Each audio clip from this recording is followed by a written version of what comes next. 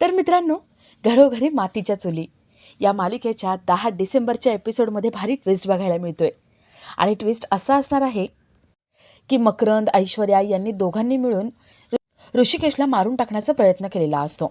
ऐश्वर्या मकरंदला म्हणते, मकरंद तू अजिबात काळजी करू नको, मी जो प्लॅन केला आहे ना तो तसाच वर्क होणार आणि आज त्या गोडाऊनमध्ये ऋषिकेश शेवटचा श्वास घेणार.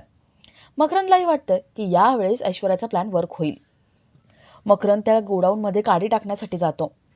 तर इथे जानकीकडे ऋषिकेशचा मोबाईल असतो. जानकी ऋषिकेशला मोबाईल देण्यासाठी येते आणि इथे ऋषिकेशला कळतं की आपला मोबाईल सकाळी जानकीकडेच राहिला. ऋषिकेश मोबाईल आणण्यासाठी बाहेर जातो आणि जानकी त्याच वेळेला आतमध्ये येते. दोघांची चुकामुक झालेली असते.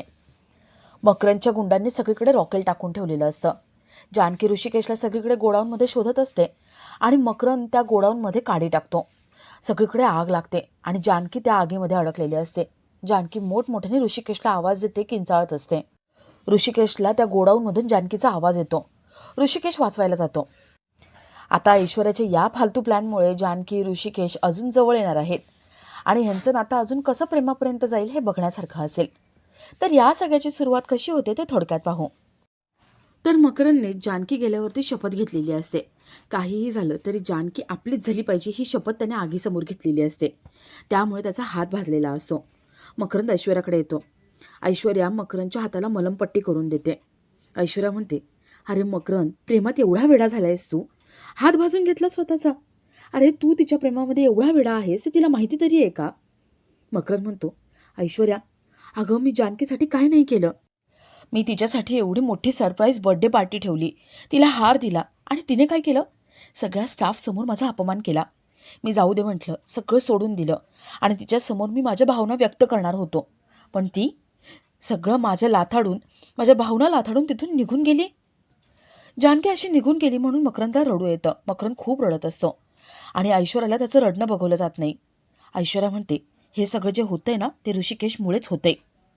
मॅक, आता आपल्याला असं काहीतरी करावं लागणार आहे की ज्यामुळे तो ऋषिकेश जानकीच्या आयुष्यातून कायमचा गायब होईल. मकरंद विचारतो, म्हणजे काय करायचं? त्या ऋषिकेशला मारून टाकायचं? ऐश्वर्या म्हणते, हो, तुला तेच करावं लागणार आहे आता. मकरंदला ऐश्वर्याचं बोलणं पटतं. त्याला वाटतं की हो, आपण ऋषिकेशला जानकीच्या आयुष्यातून कायमचं घालवून टाकायचं, त्याशिवाय दुसरा कुठलाच मार्ग नाहीये. ते दोघं प्लॅनिंग करत असतात की ऋषिकेशला कसं संपवायचं. तर दुसऱ्या दिवशी सुमित्रा, सारंग घरातून बाहेर पडत असतात.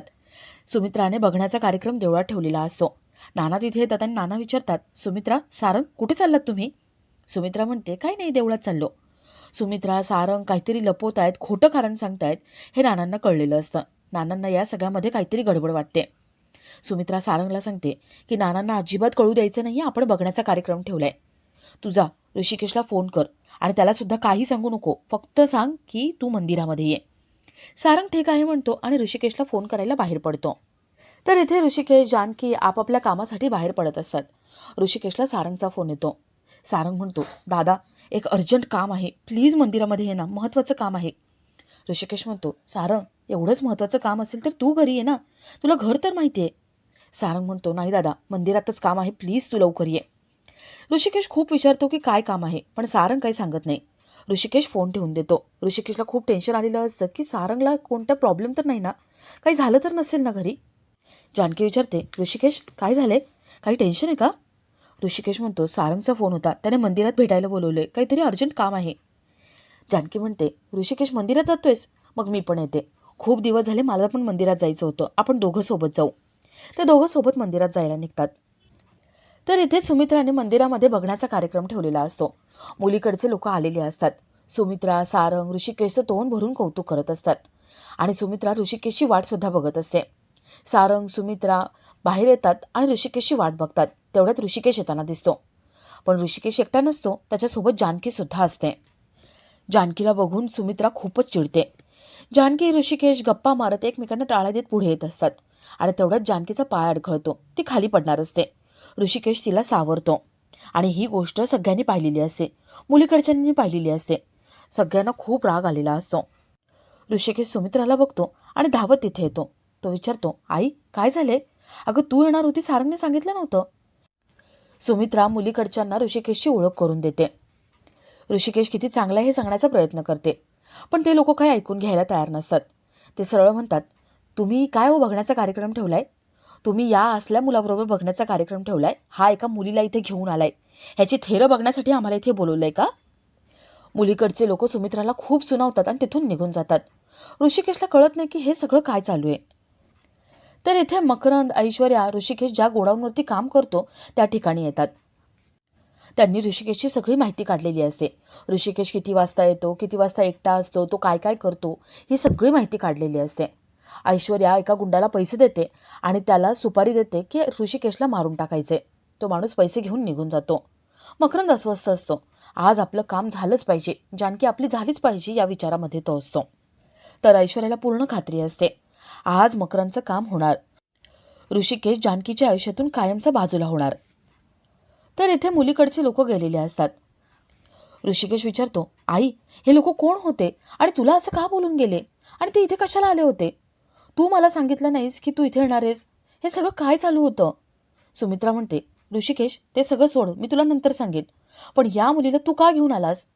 ऋषिकेश म्हणतो, आई, तिला सुद्धा मंदिरात यायचं होतं आणि मला नव्हतं माहिती तू येणार आहेस.